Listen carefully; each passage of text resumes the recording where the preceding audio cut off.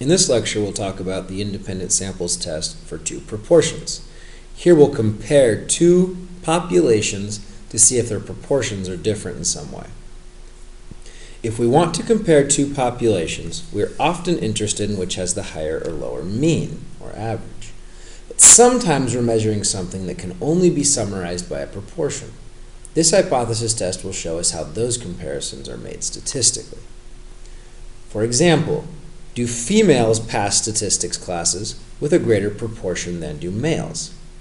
Do people taking a drug die less often with a lower proportion than people taking a placebo? Does a greater proportion of American households turn on their televisions at 6 p.m. or 7 p.m.? All of these are proportions questions that can be answered with an appropriate sample from two different populations. Here it would be the population of males and females with samples from each. Here it would be a drug and placebo sample, one sample each. And here it's the families that are watching at 6 p.m. and the families that are watching at 7 p.m. that make up the two different populations and samples. Without further ado, here's an example problem. Here we took samples of PSU students and recorded their Stat 244 grades. Of the 200 females in the sample, 194 passed the class, and of the 164 males, 150 passed their respective classes. Do men and women have different success rates in statistics? The word different here implies that the researcher is testing for a not equals to type test. In other words, testing for a difference, not specifying which direction the test is. Notice that the alternative hypothesis here is thus that the proportion of men differs from or is not equal to the proportion of women. Algebraically, you can subtract the proportion of women from both sides and write the hypotheses like this. In step 2, as usual, we gather the data.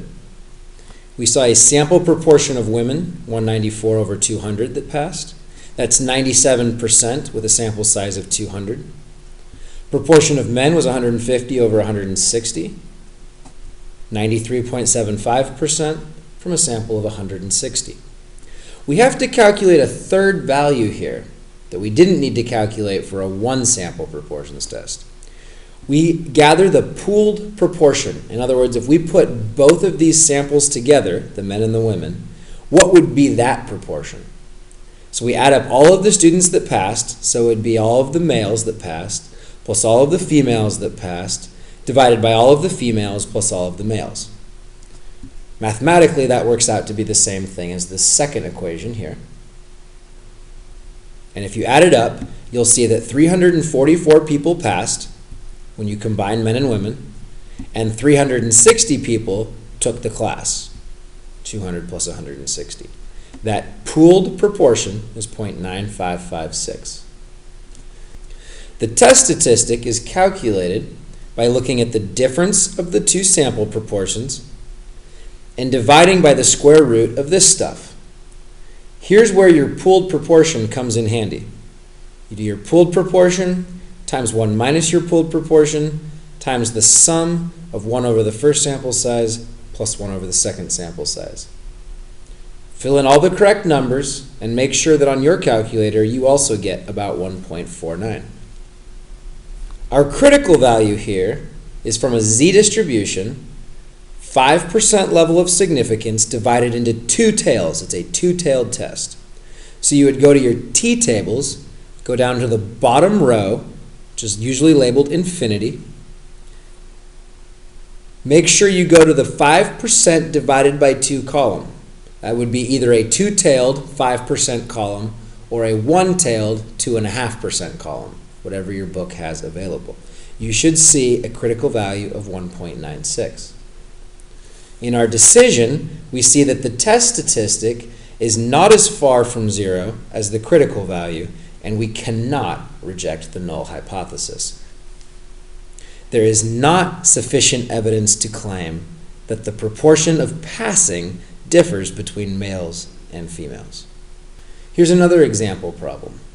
In a sample of 1,098 children from across the United States in 1990, 12 were diagnosed with autism. 20 years later, in 2010, A new sample of 1,055 children was gathered, and 22 were diagnosed with autism.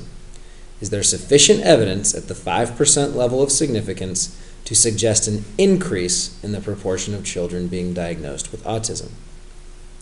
In our hypotheses here, we're directly comparing the proportion from 2010 to the proportion from 1990. Remember, we wish to show that the proportion has increased. In other words, we wish to show that the more recent proportion from 2010 is greater than the more distant proportion from 1990. So the researcher's hypothesis includes a greater than here. The key word that you can look for in the question was that we were looking to see if there was significant evidence to suggest an increase in the proportion. In steps 2 and 3, we gather the data and come up with our test statistic and critical value. This should say the proportion from 2010 is 22 over 1,055, or a little more than 2%. And the proportion from 1990 was 12 over 1,098, a little more than 1%. The pooled proportion will take the 34 autistic children from both samples and divide by the 2,153 children that were tested from the combined sample. The pooled proportion will always be something in between the original proportions, and in this case it's about 1.6%, or 0.0158. Recall that the test statistic takes the difference of the two sample proportions, multiplies the pooled proportion by 1 minus the pooled proportion, times the sum of 1 over the sample sizes. That translates to a test statistic of 1.85. Check it on your calculator to see if that's what you get too. In this case, our critical value will come from a 5% one-tailed column. That's because we were testing in one direction in our hypotheses.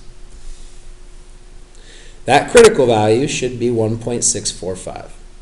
You can already see the test statistic is more extreme or farther from zero than the critical value.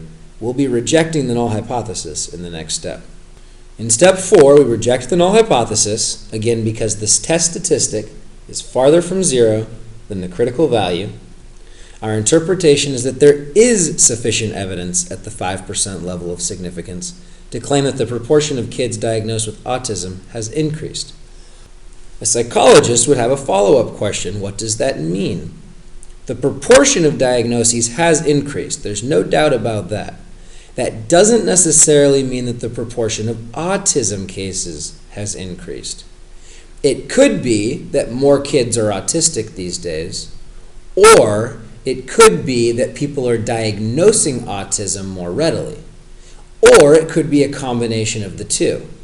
Just because we can show with statistical significance that there's an increase in autism diagnosis rates, that doesn't necessarily mean it's due to an increase in autism itself.